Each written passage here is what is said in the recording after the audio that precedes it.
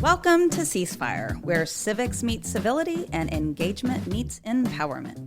Ceasefire is hosted by former Boerne ISD trustee and owner of the Boerne Bookshop, Dale Adams, and by former Boerne City Council member and local insurance agent, Ron Cisneros. Good morning. Welcome to Ceasefire. My name is Dale Adams. And I'm Ron Cisneros. We're brought to you by the Boerne Bookshop, and today we've got an interesting topic that's probably, I don't know, I think people probably run into this once in a while, but not too often. Yeah. It's cool. Ron, what are we talking about today? Today we're talking about silly or strange laws, and why do we have them? And I'm going to add, how do we get rid of them? There we go. Or can we? Or do we want to? So let's jump into this, Dale. I want to ask you a question. Did you know that it's illegal to roller skate or skateboard on the sidewalks which run parallel to North or South Main Street in Boerne? I did not know that. As a pedestrian, I might be happy about that. As somebody who likes to roller skate, I might not be. Yeah. It's also illegal where sidewalks are provided to walk on a city street. Do you know that? You can't just walk on the street. No. Now, if there's a sidewalk there, you're obligated to use the sidewalk. You can't walk on the street. Now, if there's not... You know, you're going to start a movement here. You'll be walking in the street. Yeah. And where there isn't a sidewalk, then the city asks that you walk facing oncoming traffic. In other words, on the left side of the road. That's smart. But it is it's smart, a law. But it doesn't need to be a law. Yeah. I think that's the question that's sort of underlining this whole show today. Yeah. You know, that reminds me of when my wife was in the Air Force and we first started learning about all their requirements and stuff. They had rules for everything, things that you wouldn't think they would tell the personnel that they had to do and how they had to handle things. And I was like, oh, gosh, this is just the Air Force. They're controlling everything we do all the time. And I was like, well, okay, war footing if necessary, blah, blah, blah, blah. Then we went to Germany, and it was the same way. The government made all these laws that were smart ideas, but they made a law out of it. And I thought, you know what? Just because something's a smart idea and it's a good idea doesn't mean you got to make a law about it. Right. But some people seem to think that if it's a good idea, let's make the law. So they do. And having sat there for 8 years as a councilman, I think a lot of these come about from good intentions. Something happened and somebody said, oh, gosh, we can't have skateboarders on the sidewalks anymore. Yeah. On Main Street. And so you, at a reflex, just say, okay, we're going to come up with a law to prohibit this because we know it's bad. Yeah. And there are a few problems with that. One is that most people, unless there's something controversial happening in the city, most people don't go to city council meetings. Mm-hmm. Most people don't read the paper. Most people don't pay attention to the ordinances that the city creates. And so they're unaware of these laws. No excuse for not knowing the law. Well, that's true, right? But there are a whole lot of them, and the city cranks them out all the time, and they get rid of some, too. I went looking for there used to be an ordinance that said you can't have more than 4 pets, like any combination of dogs or cats, you couldn't have more than 4. I was actually looking for that because I wanted to show my wife, see, we can have more than 4 dogs, or I guess she wanted me to find it so she could say we can't have more than 4, but I found out that that's gone. Hallelujah. Yeah. So let's all go buy some pets. Yeah, let's get some more dogs. And that's what got me into this topic. I was looking for that, and I started reading all of these other ordinances, and I'm just shocked at how many of them we have and how we get to them. And so, like I said, it's good intentions, the old saying about good intentions and that road to hell. So let me ask you, when you were on city council, did you know about these laws? Before I got on council, I had read the charter a few times through, just familiarize myself. But did I remember them? Yeah. No. And I'm probably guilty of putting a few of these out there. Again, based on good intentions, it's like, oh, this happened. We can't have that. So let's come up with a law. I think some of the times that's part of the problem. Like on the school board, we had our policies, and we didn't know all the policies because there's a lot of policies and there's a lot of laws, and it's hard enough for the citizens to know them, and the legislators that create them, how do they know them? Yeah. And yet we have this concept that not knowing a law is no excuse for breaking it. Nobody actually knows all of them. There's one. Let me see if I can find it real quick. Yeah, it's Section 12-141, and this is parking in residential areas. It is unlawful for any person to park and or permit any other person to park any vehicle that such vehicle intrudes into the public right-of-way, including sidewalks, So I bring this one up because this happens frequently in my neighborhood. We're in a subdivision in Regent Park, and every house at minimum has a 2-car garage. But most of my neighbors, the garage is an extended family room, or it's a gym, or it's a storage unit. So their cars are outside, and a lot of my neighbors have more than 2 cars. So one car is inevitably parked in the back end of the driveway, obstructing the sidewalk. And so Kat and I, when we do our daily constitutional, we find that we have to step out into the street, which is illegal. So Kat and I become scofflaws, right? We're now breaking the law because somebody else broke the law. There's another provision in there that reads that children in those little toy-operated vehicles, those battery-operated vehicles, have to stay on the sidewalk unless they're crossing a street. Now, if there's an obstruction on the sidewalk, like my neighbor parking one of his cars across the sidewalk, then that child has to go out on the street, and that child is now a scofflaw, right? So the problem here is that we have a lot of laws, and we keep writing more laws, and those laws are turning everyday citizens into lawbreakers. Mm-hmm. Yeah. Now, I agree this is all very serious, but I actually came across one that I think we should really consider. Okay. As a resident of Kendall County and working in Boerne. All right. Arkansas has a law that it's against the law to mispronounce the name of the state. I think if we had that in Boerne, we could make so much money off of all those visitors and tourists who can't seem to figure out how to say Boerne. I think there's serious revenue potential there. Oh, man. Or maybe at Dickens, you're not allowed to enjoy Dickens until you can say Hopstrass.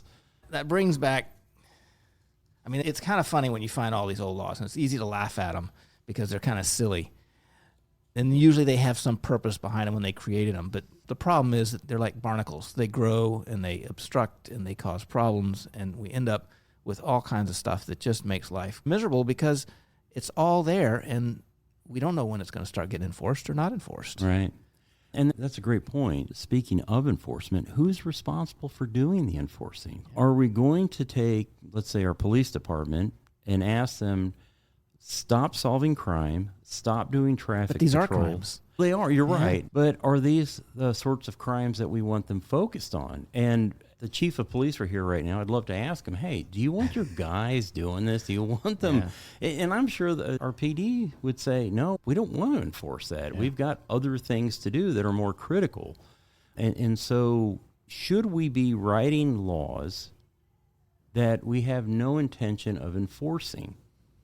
Right? Why would you do that in the first place? That's what I find interesting because a lot of these laws, these trivial laws, they're more like advice for good neighborliness. Mm-hmm. Don't park in front of the sidewalk. Walk on the sidewalk and not in the street. It helps people drive safer and all that kind of stuff. Nice ways of a society to function. But they're not something that you want to punish people for necessarily. Yet our governments only have a hammer, right? Right. They can make a crime or not have a crime. Right. And they can't say, oh, let's all be nice together because you can't. They have no way of projecting that to anybody. Right. And so all they can do is make laws. And I'm not sure where I was going with that. But I think I know exactly where you're going with that. Because that goes to something that I wanted to bring up, which is what is our own role in this? So I think we get there. Again, it's the intentions, right? There are good intentions, but we get there because of our sort of abstinence from government. We don't want to be involved with it. We don't want to have anything to do with it. And we don't want to talk to our neighbors. My neighbors that block the sidewalks, I don't want to deal with it. I've got larger fish to fry. I'm no different than the PD. They've got larger fish to fry. They don't want to deal with it. But I don't want to deal with it. So maybe I get mad enough that I complain to my local councilman. And he wants to keep me happy, so he brings it up to the rest of the council, and they say, yeah, you know what, that's right. We got to keep those little kids in their battery-operated vehicles on the sidewalk. So they pass a law. But then nobody enforces it. So what's accomplished? Yeah. Nothing, right? Not a thing. Except if somebody in the police department or in city council decides they want to punish somebody for some reason. They can pull up an old law, and they can say, hey, you're violating this. Right. And the fact that we don't enforce some laws leaves them open for harassment. Right. And that's the danger of unenforced laws. Not only are you no longer a society of laws, but you leave open the potential for harassment. We had this old saying, and people are very familiar with this, but we said at a lot of council about how the squeaky wheel gets the grease. And what we're saying there is that a lot of times we're just responding to that one or handful of citizens that are just banging the table all the time saying, I want justice, or I want this, and I want that.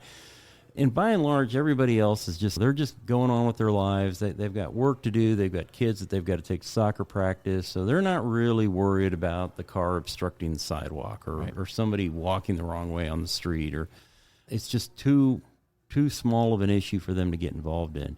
And as a council person, you've got that squeaky wheel out there, and they don't let go, right? And you just want to get that off your plate so you can get on to the next piece of legislation, right? And so you respond to it, and you put pressure on the city manager to help you get rid of this problem. The city manager puts pressure on the chief of police. He, in turn, puts pressure on a patrolman to go out and do something about that kid skateboarding on North Main. Yeah. Right? And I think you're right. It becomes an issue of harassment, right? We're just badgering people, and we just keep kicking that can over to somebody else so that they can deal with it, which brings me back to our own personal responsibility in this. Of being civil and having a neighborly society where we consider each other, where we say, oh, you know what, I'm not going to walk on the street because it makes it hard for people to drive because it's not as safe. I'm not going to park in front of sidewalks because that disrupts my neighbor's walks and stuff like I'm just doing it to be nice and neighborly. Yeah. And we don't do that. I guess I don't know if people have ever been good neighbors all the time, but we're trying to fix that, and I don't think it works. Yeah. We ought to have a law against the smell of those cinnamon rolls coming into the studio right now, because my stomach is growling. Those cinnamon rolls are such a hit. People come in from out of town, and we get lines out to the parking lot wandering around for people wait for an hour to get their cinnamon rolls. Yeah. They're pretty awesome. Yes. But, man, the aroma is just, it kills you. Yeah, I'm dying here. We need a law. Yeah, no smells beyond 25 feet past your door. Oh, gosh. Yeah. You got any other silly laws that you found when you're doing your research? Gosh, it's illegal to sit on the sidewalk in Galveston. Really? Yes. To sit on the sidewalk? Yeah. So if you're having a heart issue or a heat stroke? Oh, I can't be doing that. You need to call somebody to bring out a chair. I found one. This one's actually in the city of Boerne. And it has to do with the location of enclosures for like chicken coops or for any kind of fowl that you keep. Yeah. They have to be 20 feet from every building or structure used for sleeping, dining, or living, and they shall be kept in a sanitary condition. Now, later on in Section 428, it states that you're supposed to clean that once every week and disinfect it once every month. It's amusing to me that we have to have a stipulation in our law that tells you how often you have to clean your coop. It would seem to me that anybody that's keeping birds, and my parents did this in the past, so I'm very familiar with it and the importance of keeping the coop clean and whatnot, but that we have to have a law for that. It just seems absurd. Yeah. You know, I think anybody doing that knows that already anyway. People know what they should be doing. So I doubt anybody that doesn't clean their chicken coop regularly does it because of the law. Right, yeah. Did you know that Texas does still have concealed carry laws? No, I didn't. And it's illegal to conceal carry wire cutters in Austin because they don't want people cutting each other's fence. Yeah. You're probably not going to find a barbed wire fence anymore. Probably not. Yeah, it's going to be some sort of flat fence. Back from the cattle wars or something like that. But it is apparently... It's a state law that you need a permit to walk barefoot outside. Is it really? And that's what I heard. Oh, man. I know a former commissioner who could go to jail then. And she walks barefoot all the time. I don't know. I'm actually okay with that one. I don't like seeing people's toes, so I'm okay with covered feet. You know? I'd like to have a law that you can't wear sandals if you're a guy. We're going to take a quick break here. This is Ceasefire with Dale and Ron. We'll come back and maybe we'll talk a little bit about how you get rid of some of these things. All right, sounds good.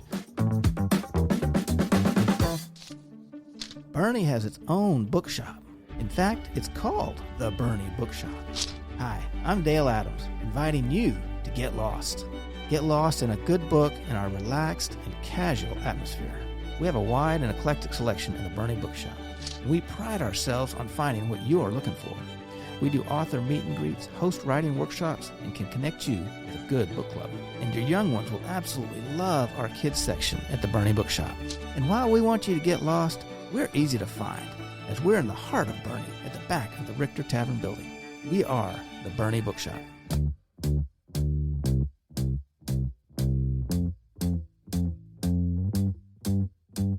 Welcome back to Ceasefire with Dale and Ron. We're talking about old silly laws, and maybe we'll talk a little bit about how we can get rid of them. Do you have another good one that you've got there? Oh, gosh. No, but started on the silliness. During the break, Lexi had a good one about, what was it, milking? Yeah, so in the state of Texas, you're allowed to milk your own cow, but you cannot milk someone else's cow. What if you just touch the udder? Is that like poke? Is that... I think the cow would be a little upset, but I think it's okay. In Texas, you're required to have windshield wipers on your cars. Now, you're not required to have a windshield, but you are required to have windshield wipers. Not sure how that works, but whatever. I don't think somebody was actually thinking when they did the verbiage on that one. Sometimes wonder if there's any thought process at all going on. Just, again, reflex. What was the one you said in Arizona about the donkey? Oh, yeah. In Arizona, it's against the law for donkeys to sleep in bathtubs. And that came about because, I don't know, back in the 1800s sometime, a donkey fell asleep in a bathtub, and there was a flash flood. It got washed away, and the locals had to do this big rescue operation to try and track down and figure out where this donkey had washed away from, and they went out and expended a lot of effort to try and find it, and they got back, and they decided, you know what, we can't be having donkeys in bathtubs anymore. Yeah. So they made a law saying no donkeys in bathtubs. I mean, you can go online and just pull all kinds of stuff out of it. It's ridiculous. How do we stop doing this or get rid of this or just clean some of this up? I touched on this earlier in the first segment of the show about personable accountability. So when I was a brand new minted councilman, one of the first, if not the first email I ever received was from a constituent who was upset about her neighbor's cat pooping in her garden. I think I've shared this with you before. You have shared this with all of us. Yeah, and I thought that was an interesting email because I was expecting to go in there and we need a law about conserving water, or we need to do something about traffic in Boerne. And no, instead, the first email I get is, hey, my neighbor's cat's pooping in my garden. And my response was, have you talked to your neighbor? So I think our immediate response is go to the government.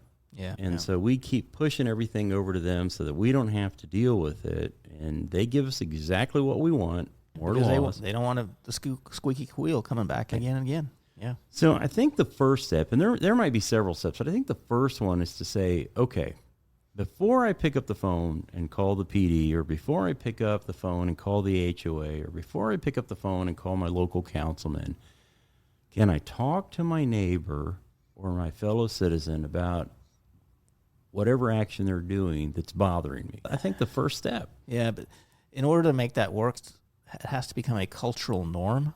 And I think that's tough because it starts a potentially confrontational conversation, and people shy away from that naturally. Right. So it's something you have to teach people as they're growing up. Be honest with people. Tell them how something bothers you, but don't take it personally and don't deliver it personally. If you can do that, I think you can get a culture to do that, but I think that's a long-term project. Yeah. Certainly, I think there's something to be said about how you deliver the message. We have this term, and I don't like it, but people today talk about Karens and Kens, and they like to do videos of Karens acting irresponsibly and put them on TikTok or Instagram, and I really don't like that, but I do agree with the premise that nobody likes a scold. Right.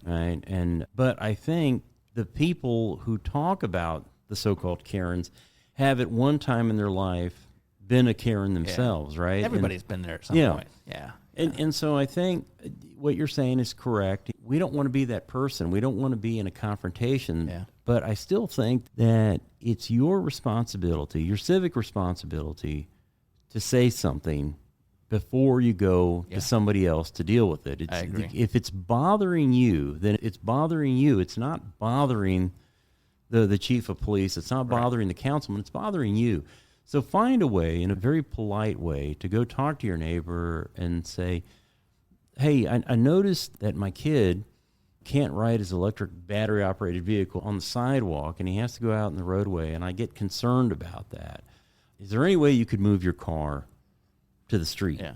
Which, by the way, I'm going to bring up something real quick. My HOA prohibits people from parking their cars overnight on the street, which they cannot do because the streets are owned by the city of Boerne, and overnight parking is permitted. There's a conflict there in the rules. Law, and this is what happens when you have too many laws. Yeah. But one thing I think really positive that will come out of trying to get that message across to people to take their own surroundings in their own hands is it empowers people. Mm-hmm. It says, yes, you have a role in our society of how our society runs. And if you want to ask somebody something, you can ask somebody something. And I do have a question about that electric battery-powered vehicle that the kids riding down the sidewalk. Does that apply to Teslas and Ribbons and all those? I mean, do they have to drive on sidewalks? Has anybody considered the fact that all those cars in the street are driving illegally? Or only if they're being driven by a 6-year-old? I don't know how that applies. I don't either. Okay, so a cultural shift would be nice. But what about something that can be done at the council level or the legislative level? There's a thing called sunset provisions. Mm-hmm. And I know Texas has a sunset agency that works with agencies, but not with specific laws. And my understanding is any kind of sunset provision in a law has to be built into that law. Mm-hmm. And if it's not, it'll last forever. What are your thoughts on sunset provisions and laws and sticking them in every single law out there to make sure they fade away? Frankly, I think they're a good idea. I think every 5 to 10 years, we should be looking at every department in the city, every department in the state, every department at the federal government level, and saying, is this still necessary? Yeah. And do their names help people understand their role? Like, for example, the Railroad Commission, that name doesn't work anymore for what that agency does. But it's such tradition. Yeah. For some reason. People have tried to change the name of the Railroad Commission. And, you can't do that. It's always been called the Railroad Commission. But if you're looking to figure out where you go in government to get something done, and something's called the Railroad Commission, you're not going to go there. I just think, I'm not trying to deal with trains. Why would I need to go there? Yeah. So I think that's and then all these acronyms that come from the federal government, it's like they can't pass a bill unless it has some sort of catchy acronym. Yeah. The SMART Act or it's just, oh my gosh, who sits around and thinks of these things? Somebody is making $150,000 a year. Yeah. So if we could put in sunset provisions, I think that would be great. And I've never heard of one in a local law, but I know there are some state laws that have that, and there have been some federal laws that have that. In fact, I'll give you one that actually was neat. In the colonial period, the Sedition Act of 1798, had a sunset provision because John Adams used it to suppress opposition, but he didn't want his opponents to use it. So they made it so that it would be sunsetted when he got out of office. Clever. And it didn't come back, but he did that for selfish reasons. Yeah. Or not him, but the legislature under him did that for selfish reasons. Yeah. So we've been doing it for a long time. In fact, there's even indications that it was used by the Romans, and Plato made references to it. Actually, when the Romans first started having their Caesars, they were appointed for 2 years and they were sunsetted. If Rome was under threat from Carthage or some other place, they would appoint a dictator, but his appointment was only for, and I'm pretty sure it was 2 years, and then he couldn't do it again. He couldn't do it after that, and it reverted to the Senate. Interesting. Controlled it. And so it was interesting that they came up with that in a way to have somebody who would rule all, but just for a short period of time. And of course, one of them decided that's not good enough. So we can get rid of that provision. Now, this has been an interesting conversation. You got a good book recommendation for us this week? I do, and it's actually very relevant. And it's by Neil Gorsuch. It's called Overruled. And it's about having so many laws and rules that it's just overwhelming us as a society and as the government can't seem to function, like you were talking about conflicting rules and policemen that really don't want to enforce silly laws and stuff like that.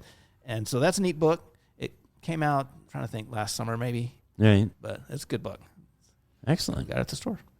Put that on the list of books to hold for me, please. Okay, I will. All right. The ever-growing list. Yes, I like him. He's not the traditional conservative. Yeah. And he's done some things that a lot of people, driving people nuts, like he wrote the case where opened up all the laws in Oklahoma because he said, hey, these Indian treaties are still enforceable. And none of these laws apply to anybody in there. And it's thrown Oklahoma into chaos because of that. But you know what? You got to honor your treaties. Oklahoma was chaos anyway. Good point. Good point. But maybe now he's forcing people to clean things up, which I think is cool. Yeah. And I think this book references a lot of that. Awesome. Hey, folks, if you like what you hear on the show and you want to get some more of it, Dale and I would like to invite you to Whiskey and Wisdom, a new book club that started late last year, and we meet every other month. And that would be the third Thursday of February, April, June, August, October, and December. Please join us. We're going to have an assortment of whiskeys there and a great conversation about a very interesting book. Hope to see you there. Thank you for listening to Ceasefire with Dale and Ron. And I hope you guys have a good day. And if you missed any of it, you can go to the Boerne Radio website and listen to our podcast. And we'll see you next week.